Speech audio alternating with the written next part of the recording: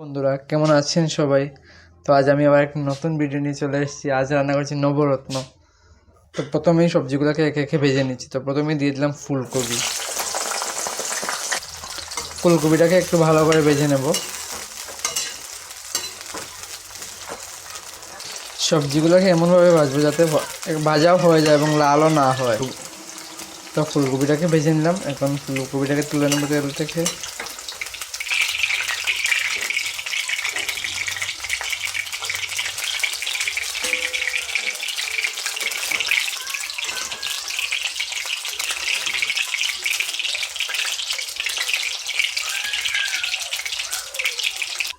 তারপর বিনসটাকেও তেলের মধ্যে দিয়ে ভেজে নিলাম। এর থেকে বিনসগুলোকেও তেলে দিয়ে দিলাম। ওইগুলোকেও ভাজবো এমনভাবে যাতে বেশি লাল না হয়।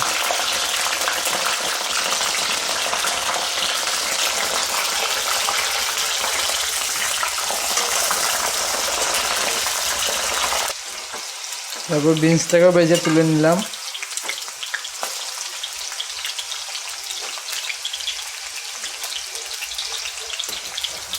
দিলাম শিমও কেটে রেখেছিলাম। তো ওই শিমগুলো ওই তেলের মধ্যে দিয়ে দিলাম। শিমগুলোকে হালকা ভেজে তুলে নেব, বেশি ভাজবো না। শিমগুলোকে এইভাবে হালকা হালকা ভেজে তুলে নিলাম। সবজিগুলোকে আলাদা আলাদাভাবে ভাজলে ওই সবজিগুলোর স্বাদটা একটু বেশি থাকে, কারণ একটা সবজির এক এক সময় লাগে। যেমন ফুলকপি ভাজতে যে টাইমটা লাগবে শিমের ওই টাইমটা লাগবে না, বা আলুতে একটু বেশি টাইম লাগবে। গাজরটাকে একটু ভালো করে ভেজে নিলাম। গাজরটা একটু শক্ত, তাই একটু বেশি ভাজলাম গাজরটাকে ভালোভাবে ভেজে তুলে নিলাম। তো এই গাজরটা ভাজা হয়ে গেছে, এখন তুলে নিচ্ছি।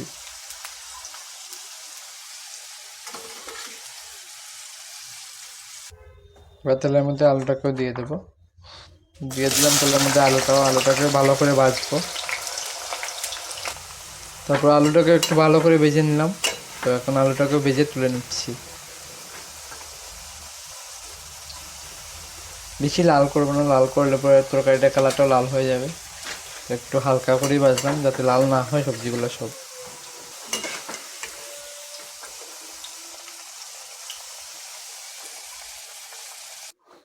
টমেটো একটু হালকা ভেজে নেব। দিয়ে দিলাম টমেটোটাকে। টমেটো টুকরোগুলো একটু হালকা হালকা ভেজে নেব,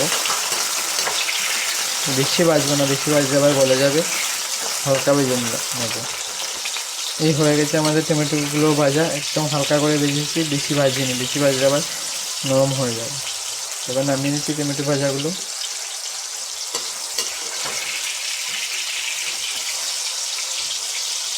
এই হয়ে গেছে আমাদের টমেটোগুলো ভাজা।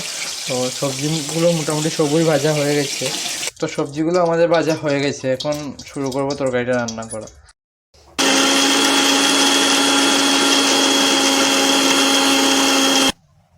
তো প্রথমে কড়াইতে একটু তেল দিয়ে দিলাম, সাদা তেল দিয়েই করবো রান্নাটা পুরো। একটু তেল দিয়ে দিলাম। তেলটা গরম হয়ে আসলো, তো তারপর তেজপাতা এবং দুটো এলাচ দিয়ে দিলাম। একটু তেজপাতা এবং এলাচ থেকে ভেজে নিয়ে একটু সামান্য হিং দিয়ে দেবো। একটু হিং দিয়ে দিলাম। হিংটাকে একটু ভাজবো, ভাজার পর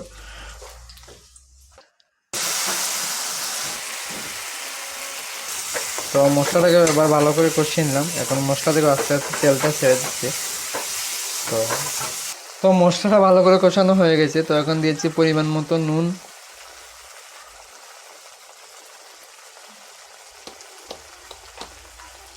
আগে কিন্তু সবজিগুলো ভাজার সময় একটু নুন দিইনি, তো পরিমাণ মতোই নুনটা দিতে হবে। নুন দিয়ে দিলাম, দিয়ে একটু মশলাটাকে ভালো করে মিক্স করব।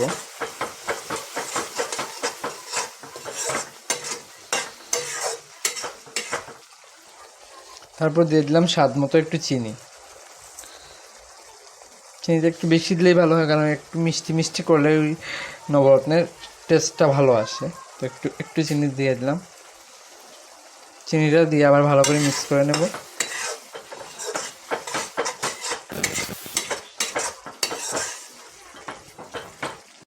তো মশলা থেকে যখন ভালো করে তেল ছেড়ে দিয়েছে, এই দেখুন কীভাবে তেল ছেড়েছে মশলা থেকে।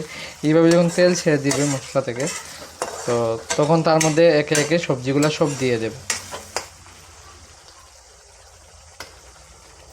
তো প্রথমেই দিয়ে দিচ্ছি শক্ত সবজি যেগুলো আছে, যেমন আলু, গাজর, এইগুলো দিয়ে দেবো। প্রথমে দিয়ে দিলাম আগে থেকে ভেজে রাখা আলুগুলো দিয়ে একটু মিক্স করব। ওই সময় কিন্তু চুলার আঁচটা একদম কম রাখাই ভালো, মিডিয়াম টু লো ফ্লেম রাখলেই ভালো হবে। বেশি দিলে কিন্তু মশলাটা পুড়ে যেতে পারে। তো ওই একদম হালকা আঁচেই রান্না করছি। তো আলুগুলো দিয়ে দিলাম। এখন একে একে গাজরটাও দিয়ে দিলাম গাজরটা দিয়ে একটু ভালো করে মিক্স করব। এটা এটার মধ্যে কিন্তু হলুদ যাবে না, শুধু জিরে গুঁড়ো যাবে এবং একটু বাটার এবং এলাচি পাউডার যাবে। কাঁচা লঙ্কা, আদা তো দিয়েই দিয়েছি, কাঁচা লঙ্কার ঝালেই রান্নাটা হবে। এর মধ্যে কিন্তু গুঁড়া লঙ্কা বা আপনার হলুদ গুঁড়ো কিছু যাবে না। তারপরে এর মধ্যে দিয়ে দিলাম গ্রিন মটরটা দিয়ে একটু ভালো করে নাড়াচাড়া করব, একটু ভালোভাবে ভাজবো গ্রিন মটরটা দিয়ে।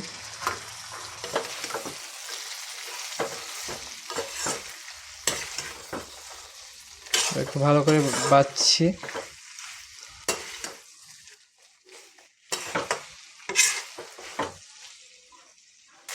মটরশুঁটিগুলো একটু ভালো করে ভাজা হয়েছে। এখন দিয়ে দিচ্ছি বিন যে ভেজে রেখেছিলাম ওই বিনসগুলো দিয়ে দিলাম এবং সাথে ফুলকপিটাও দিয়ে দিলাম।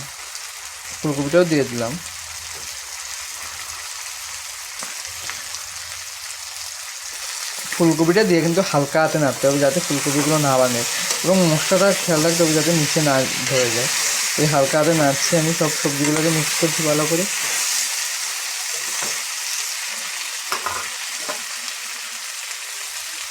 সবজিগুলো একটু ভালোভাবে মিক্স হয়ে যাওয়ার পর তার মধ্যে ভেজে রাখা শিমটাও দিয়ে দিলাম।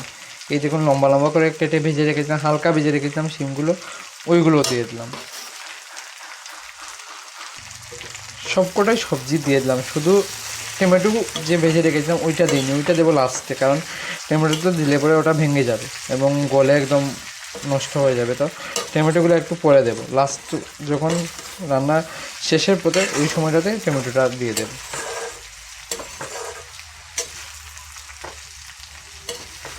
ওই যে আমি বাচ্ছি, এখন কিন্তু আমার গ্যাসের ফ্লেম একদম মিডিয়াম টু লো ফ্লেমে আছে, যাতে মশলা থেকে ভালো করে তেলও ছেড়ে দেয় এবং নিচেও না ধরে, ওইভাবেই বাছতে হবে সবজিগুলো মোটামুটি ভাজা হয়ে গেছে। এবার দিয়ে দিচ্ছি জিরে গুঁড়ো, শুধু জিরে গুঁড়োই দেওয়া হবে এবং এলাচি গুঁড়ো দেবো লাস্টে, এলাচি গুঁড়ো দেবো, আর কিছু দেবো না।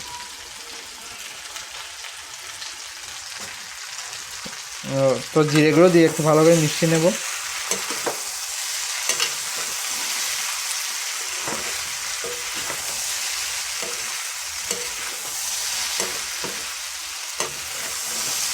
দেখুন আমার সবজিগুলো কীরকম, একটাও ভাঙছে না কিন্তু, একদম রয়েছে শক্ত মতো। এরকমই বাছতে হবে যাতে সবজিগুলো না ভেঙে যায়, ভেঙে গেলে সব গেঁঠে যাবে একদম।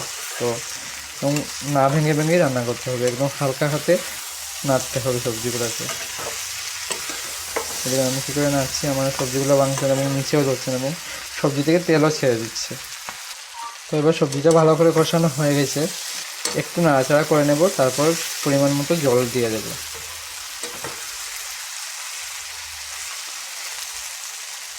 সবজিটা মোটামুটি ভালো করেই ভাজা হয়ে গেছে। তো এখন দিয়ে দিচ্ছি পরিমাণ মতো জল।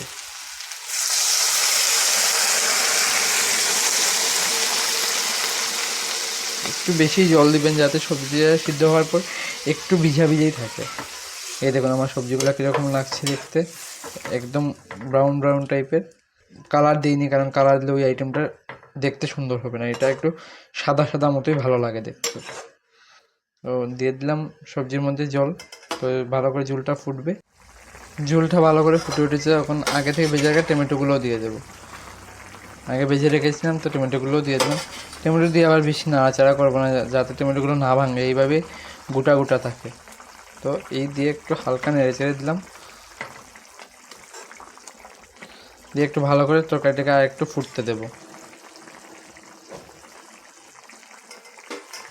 হয়ে গেছে, তো এখন একটু তরকারিটাকে ঢাকা দিয়ে দেবো।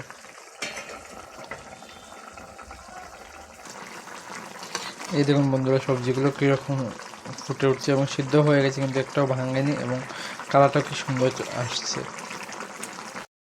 যখন সবজিগুলো ভালো করে সিদ্ধ হয়ে আসলো, তো তো ঝোলটাও মোটামুটি শুকিয়ে এসেছে, জল যেটা দিয়েছিলাম ওটাও শুকিয়ে এসেছে।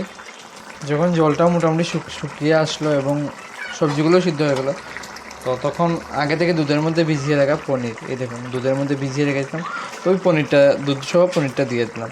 তখন কিন্তু চুলার আঁচটা একদম মিডিয়াম টু লো ফ্লেমে থাকবে, একদম কম আছে দিতে হবে, দিয়েই নাড়াচাড়া করে দেবেন। যদি না করেন তাহলে নষ্ট হয়ে যাবে, তো দিয়ে হালকা হাতে নাড়তে হবে। এই দেখুন আমি হালকাভাবে নেড়ে দিচ্ছি, হালকা হালকা আছে ওই তরকারিটা এখন ফুটবে।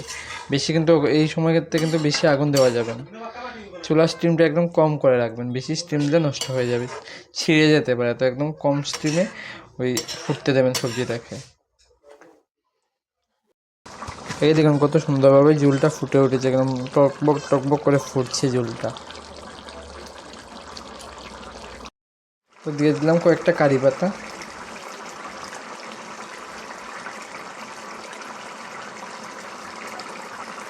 কারি পাতা দিয়ে এবার দিয়ে দিলাম এলাচি গুঁড়ো।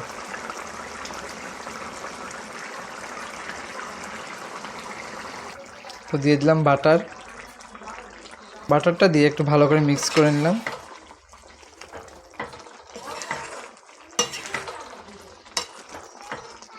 মিক্স করে এবার নামিয়ে নেব সবজিটা।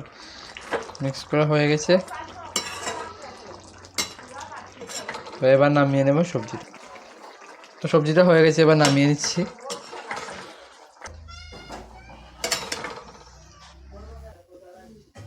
তো নামিয়ে ক্রিম দিয়ে দিলাম, একটু আমুল ফ্রেশ ক্রিম দিয়ে দিলাম। রেডি হয়ে গেল একটি নিরামিষ পদ নবরত্ন। তো দেখুন আপনারা কেমন হয়েছে রান্নাটা।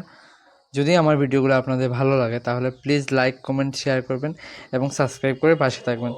অসংখ্য ধন্যবাদ।